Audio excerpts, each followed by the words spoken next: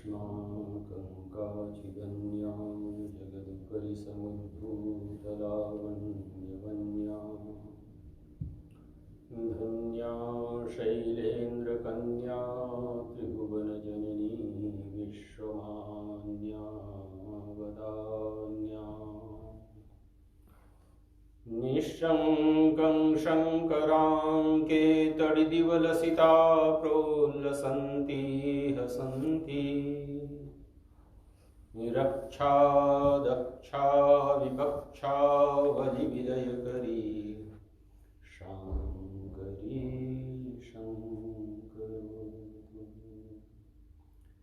जड़ चेतन जग जीव जत सकल राममय जानि बंधु सबके पद कमल सदा जोरी जुग पानि सियावर रामचंद्र जी की जय। पवन सुत हनुमान जी की जय। बोलो भाई सब संतन की जय। उपस्थित सभ्य समाज, आज हम लोग चर्चा कर रहे हैं सनातन धर्म के ऊपर कि धर्म के आधार क्या बनाए गए हैं, जिसे हम आज हिंदू धर्म कह रहे हैं। उसका वास्तविक नाम, ओरिजिनल नाम है सनातन धर्म। सनातन का अर्थ होता है जो हमेशा रहने वाला है। वो किसी जाति के लिए नहीं है, वो किसी स्थान के लिए नहीं है, वो किसी व्यवस्था विशेष के लिए नहीं है, बल्कि जितने भी प्राणी हैं, जितने भी इंसान हैं, जितने भी लोग हैं, उन सभी का जो धर्म है उसका नाम है सनातन धर्म। धर्म मैन मेड नहीं होता है, ओरिजिनल होता है और नेचुरल होता है। इसीलिए वेद में जब धर्म की व्याख्या प्रारंभ की गई कि वास्तव में धर्म क्या है, तो धर्म को जिस अर्थ में आज हम ले रहे हैं उस अर्थ में पहले नहीं लिया गया था। पहले धर्म को कर्तव्य के रूप में लिया जाता था, व्यवस्था के रूप में लिया जाता था, way of life of people के दृष्टि से लिया जाता था। इसीलिए धर्म व्यापक बन जाता था। धर्म संकीर्ण नहीं होता था, क्लोज नहीं होता था, नैरो नहीं होता था, बल्कि वो हर एक के लिए, चाहे वो किसी भी जाति का हो, किसी भी स्थान का हो, किसी भी ग्रंथ का मानने वाला हो, किसी भी पंथ का मानने वाला हो, सभी के लिए जो उपयोगी था, कल्याणकारी था, उसे धर्म कहा गया। और धीरे धीरे जैसे जैसे समाज विकास करने लग गया, संख्याएं बढ़ने लगी, तो उसी धर्म में से किसी ने एक चीज अपने लिए प्रधान मान ली, दूसरे ने दूसरी चीजें प्रधान मान ली। उसके आधार पर धर्मों का विभाजन होने लग गया, वर्गीकरण होने लग गया कि हम नॉन वायलेंस को मानते हैं, हम सत्य को मानते हैं, हम दया को मानते हैं, हम विद्या को मानते हैं, हम पेशेंस को मानते हैं, हम भगवान के इस रूप को मानते हैं। इस तरीके से धर्मों के विभाजन, अलग अलग भाग होते रहे। तो जो वेद से अगर हम प्रारंभ करें धर्म की दृष्टि, तो यज्ञेन यज्ञमय जंत देवास्तानि धर्माणि प्रथमान्यासन। जितने भी धर्म थे ये मैन मेड नहीं है, क्रिएटेड नहीं है, बल्कि ये नेचुरल हैं, स्वाभाविक हैं, प्रथमान्यासन, पहले से ही ये प्रकृति में, नेचर में विद्यमान थे। ऐसा नहीं कि हमने इसीलिए हिंदू धर्म में, जिसको कि आज हम हिंदू धर्म कह रहे हैं, जिसका वास्तविक नाम सनातन धर्म है, इसलिए उसका कोई फाउंडर नहीं है, कोई क्रिएटर नहीं है, क्योंकि धर्म किसी व्यक्ति विशेष के द्वारा क्रिएट नहीं किया जा सकता है, निर्मित नहीं हो सकता है। मनुस्मृतिकार ने धर्म के जिन लक्षणों के ऊपर चर्चा की, उन्होंने 10 लक्षण बताए, 10 चीजें बताई कि धृति, क्षमा, दम, अस्तेय, शौच, इंद्रिय निग्रह, धीर, विद्या, सत्य, अक्रोधो, दशकम धर्म लक्षण। कहीं पे अहिंसा, सत्य, अस्तेय, ब्रह्मचर्य, अपरिग्रह आदि चीजों को लेकर के धर्म बताया गया। तो सत्य, तप, दया, दान, इनको धर्म बताया गया। तो जितनी भी ये प्रक्रियाएं हैं, अलग अलग ग्रंथों के आधार पर, अलग अलग स्थितियों के आधार पर इनका वर्णन शास्त्रों में, धर्म में देखने के लिए मिलता है। धर्म का अर्थ होता है जो धारण करे, टू होल्ड, जो जीवन को धारण करे, संभाले, व्यवस्थित करे, उसका नाम होता है धर्म। और ऋषियों ने अनेक प्रकार से जिज्ञासा की, भाई ये धर्म पैदा कहां से हुआ होगा, कैसे पैदा हुआ गया होगा। नेचुरल चीज थी, ओरिजिनल चीज थी, इसके बारे में जिज्ञासा पैदा की गई कि हम मृत्यु के बाद में जाते कहां से हैं, कहां पर जाते हैं, स्थिति क्या होती है। इस जिज्ञासा के साथ में धर्म की उत्पत्ति हुई कि शरीर पैदा होता है, उसके बाद में हम कहते हैं कि इसकी मृत्यु हो गई, मृत्यु के बाद में हम जाते कहां हैं। इन चीजों के ऊपर जैसे जैसे जिज्ञासा बढ़नी शुरू हुई, वहां से धर्म की खोज शुरू हुई। और जब धर्म की खोज हुई, उस समय ये सारे के सारे तत्व अपने सामने निकल करके आए। तो जो मनुस्मृतिकार ने 10 लक्षणों को धर्म के रूप में स्वीकार किया कि ये 10 चीजें जीवन में सत्य को, परमात्मा को, शांति को धारण करने वाली हैं, या यूं कहें कि जीवन को धारण करने के लिए ये चीजें जरूरी हैं। तो जो धर्म है उसका अर्थ है धारण करना। धीरे धीरे इन्हीं की व्याख्या, किसी ने 10 कहा, किसी ने 4 कहा, किसी ने 6 कहा, अपनी अपनी समय की आवश्यकता अनुसार, जिस समय जिस गुण विशेष की, जिस तत्व विशेष की जीवन में आवश्यकता हुई, उसे बढ़ा दिया गया, दूसरे को कम रखा गया। जब नॉन वायलेंस ज्यादा होने लग गया समाज में, उस समय अहिंसा को, जब हिंसा होने लगी, उस समय नॉन वायलेंस जो अहिंसा थी उसको आगे बढ़ा लिया गया। जब असत्य ज्यादा बढ़ने लग गया, उस समय सोसाइटी में, समाज में सत्य की ज्यादा आवश्यकता होने लगी। तो धृति माने धैर्य, पेशेंस, ये जीवन का धर्म है। यदि ये नहीं होगा तो धर्म, जीवन अस्थिर हो जाएगा, अव्यवस्थित हो जाएगा। सबसे पहला धर्म जो मनुस्मृतिकार ने जीवन के लिए बताया, वो बताया धृति माने धैर्य।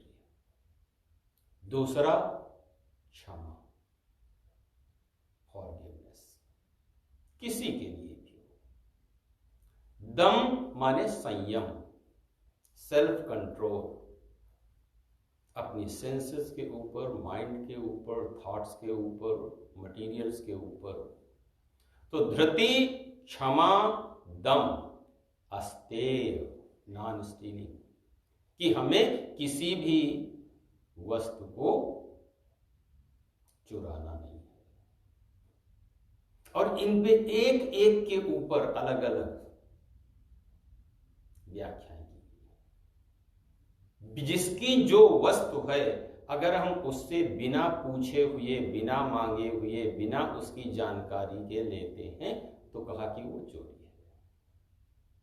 और इसके ऊपर वेदों ने भी, स्मृतिकारों ने भी, उपनिषदों में भी बड़ी चर्चा की है। इससे क्या होता है कि जीवन में बड़े गुण विकसित होने लग जाते हैं, एक हम्बलनेस आने लग जाती है। संपत्ति सब रघुपति कह आही, दुनिया का जितना भी मटीरियल है वो हमारा नहीं है बल्कि प्रकृति का है, क्रिएटेड है। जिसका जो है उससे पूछ करके, उसे समर्पित करके जीवन में लिया जाए। अस्तेय अपने को त्याग की भी बात देता है। शौच पवित्रता, प्योरिटी, चाहे वो फिजिकल लेवल पे हो, चाहे वो मेंटल लेवल पे हो, और चाहे वो स्पिरिचुअल लेवल पे हो।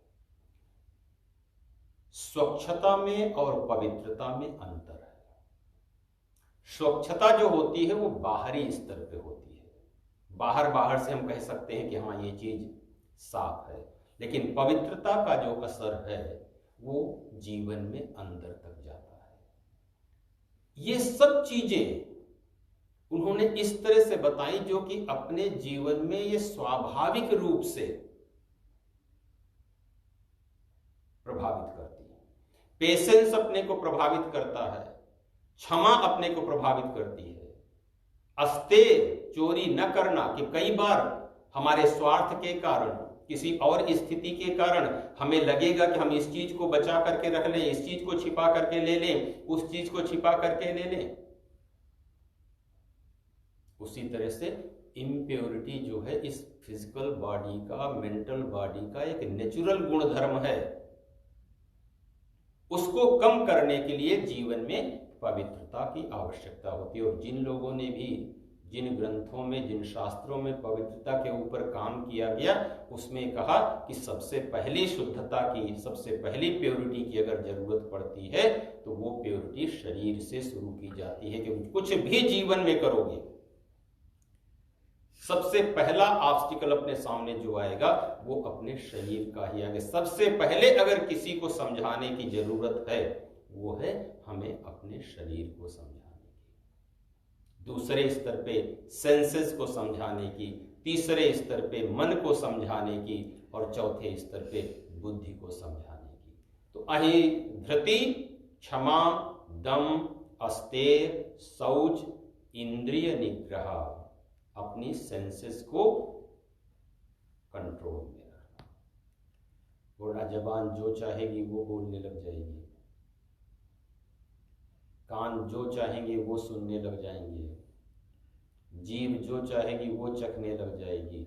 अगर सारी की सारी इंद्रियां अपनी अपनी तरफ खींचने लग जाएंगी ना, तो हमारा जीवन इन्हीं इंद्रियों में खप जाएगा, और जो लक्ष्य होगा, उद्देश्य होगा, शांति होगी, वो हमारी कहीं न कहीं खो जाएगी।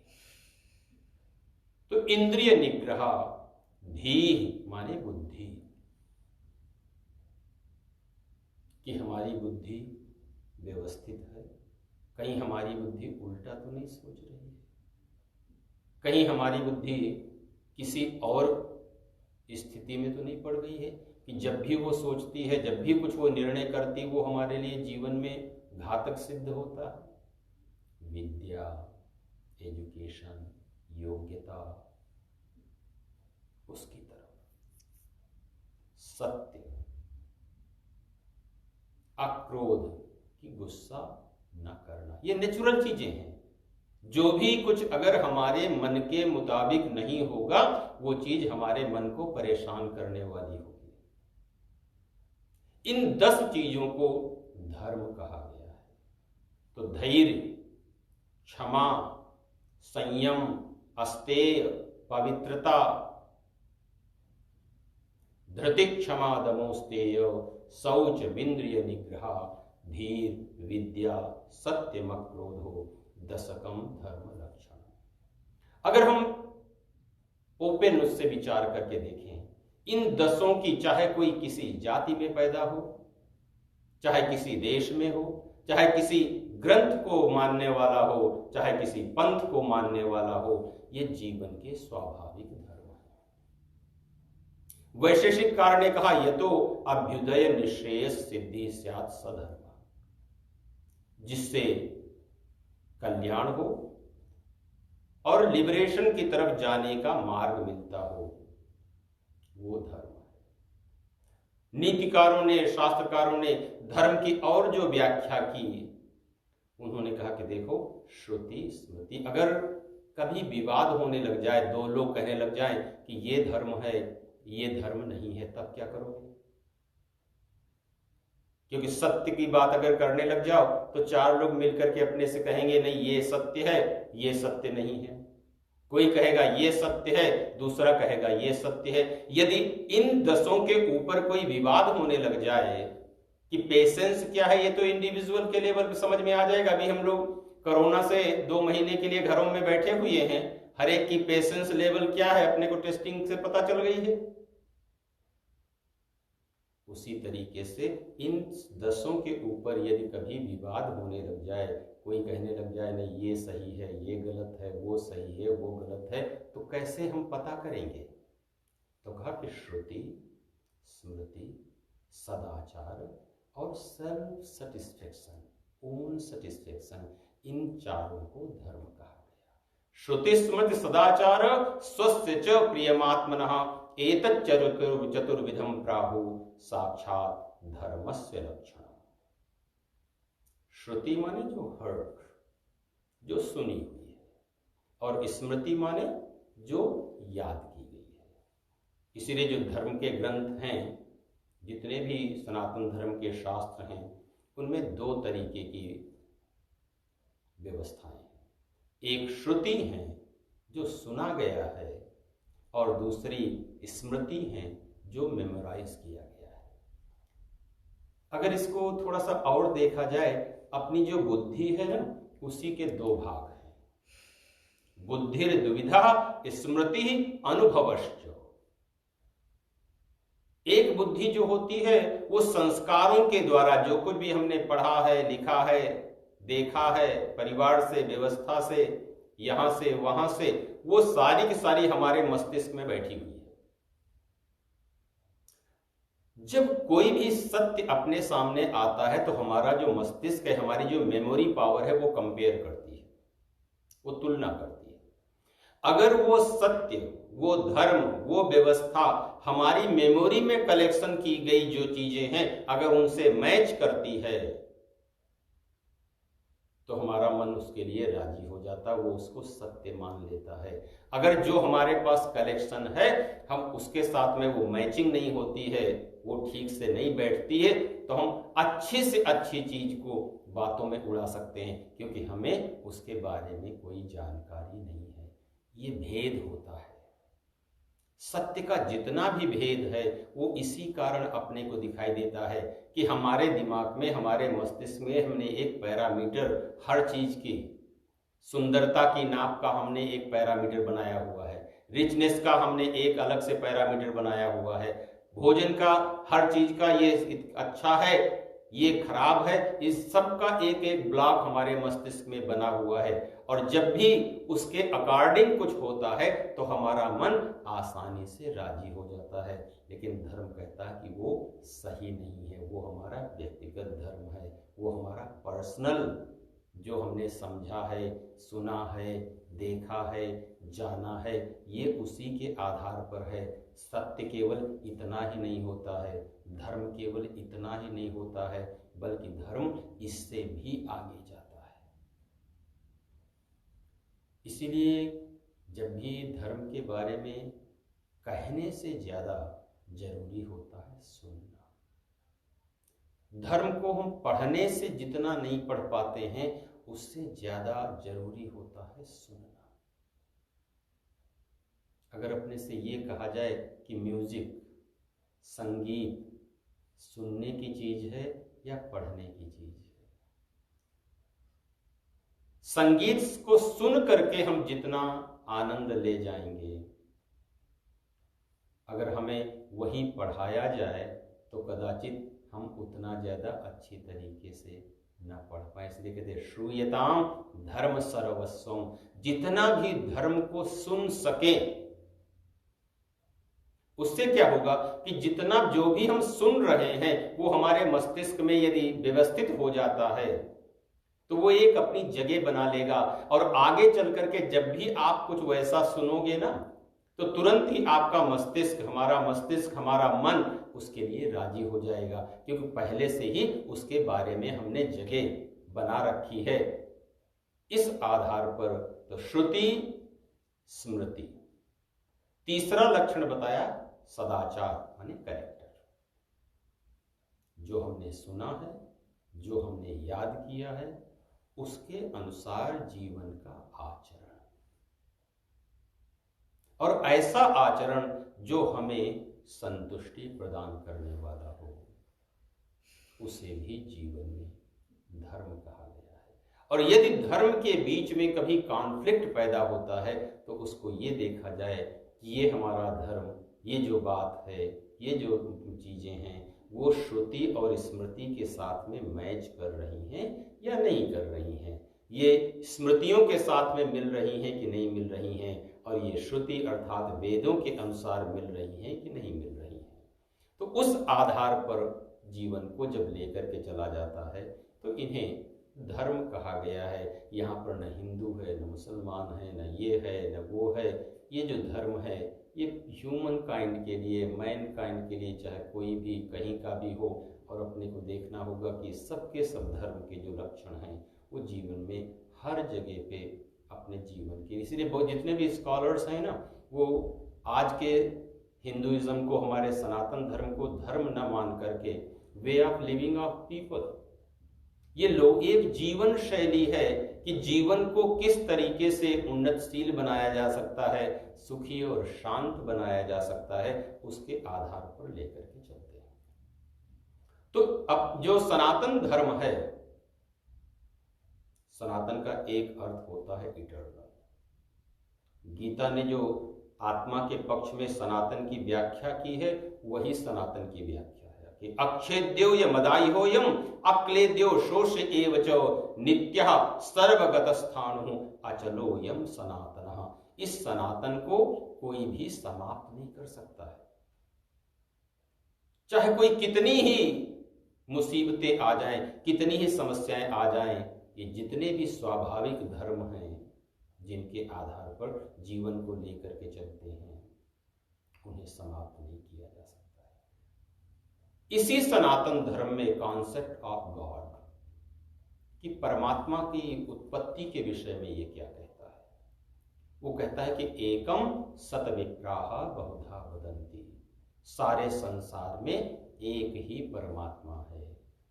उसके नाम अलग हो सकते हैं, उसकी व्याख्याएं अलग हो सकती हैं, उसके रूप अलग हो सकते हैं, लेकिन इस संसार में जो सत्य है, जो परम सत्य है, जो परमात्मा है, जो ईश्वर है, जो क्रिएटर है, प्रिजर्वर है, विड्रॉर है, वो एक है।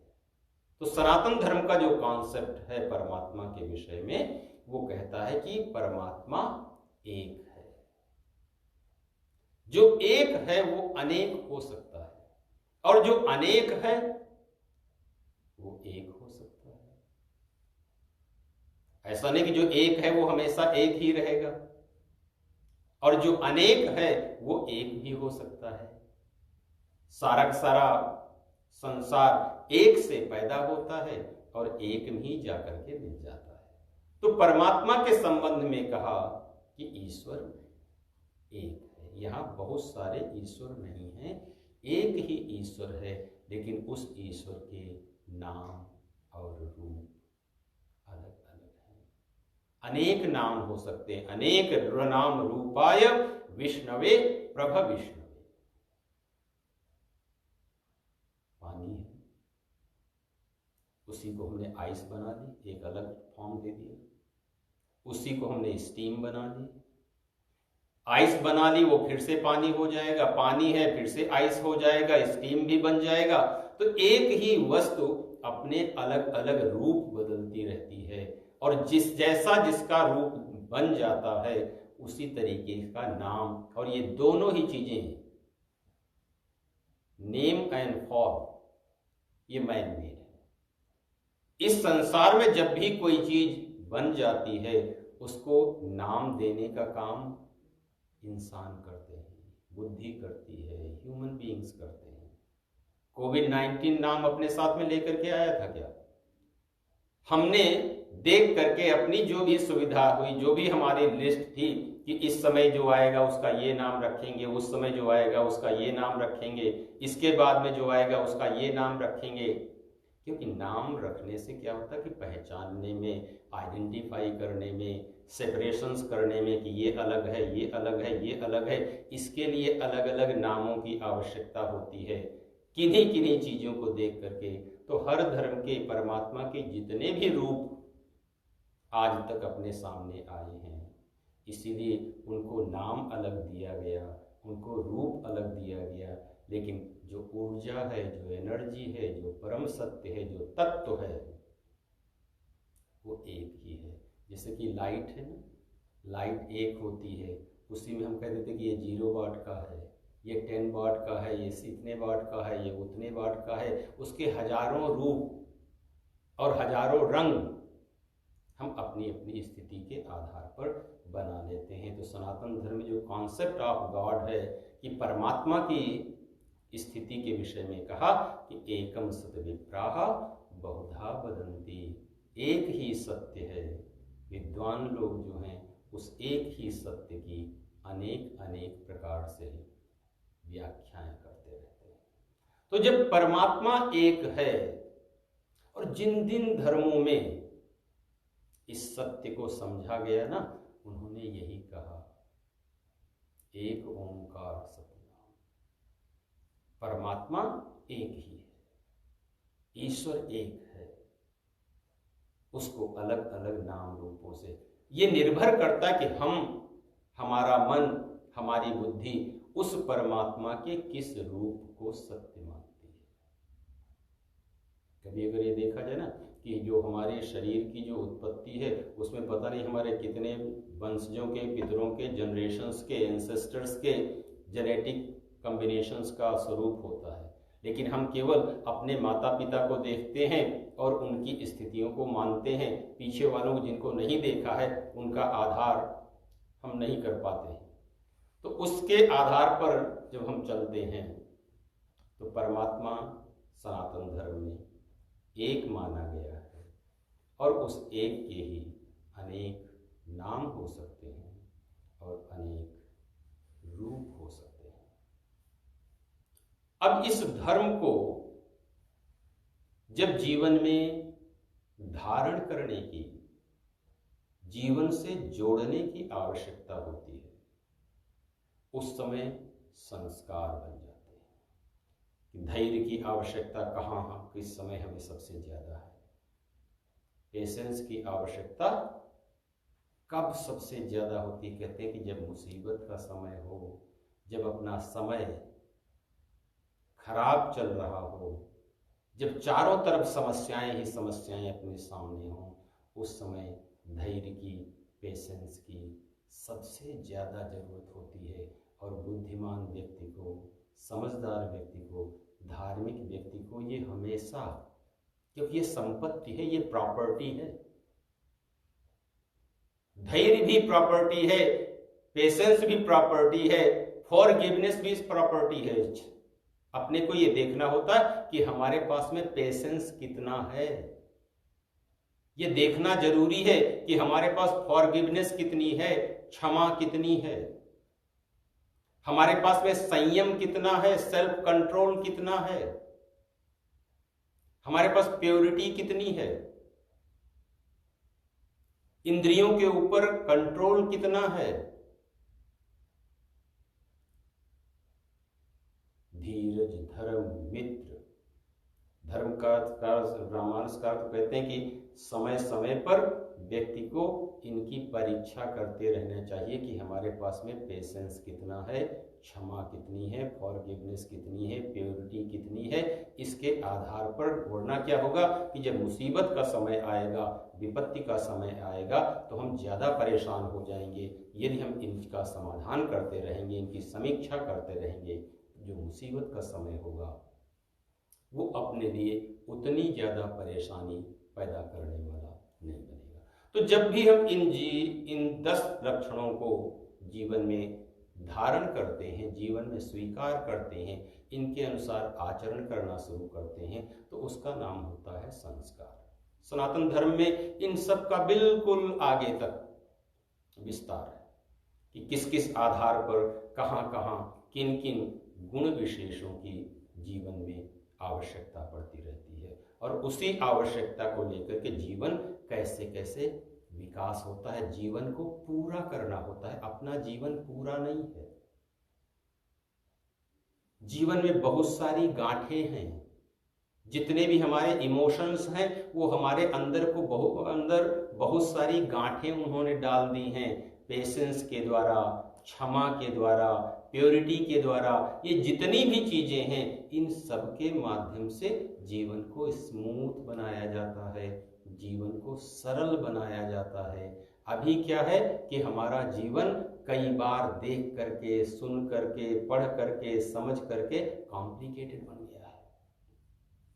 धर्म का अर्थ है जीवन को जितना सरल किया जा सके, जीवन को जितना स्मूथ किया जा सके, उतना स्मूथ बनाया जाए, ताकि जितने भी इमोशंस हैं, जितनी भी भावनाएं हैं, वो धीरे धीरे 3 आधार पर आ जाएं, पुरुषार्थ के आधार पर आ जाएं, प्रेम के आधार पर आ जाएं और प्रार्थना के आधार पर आ जाएं।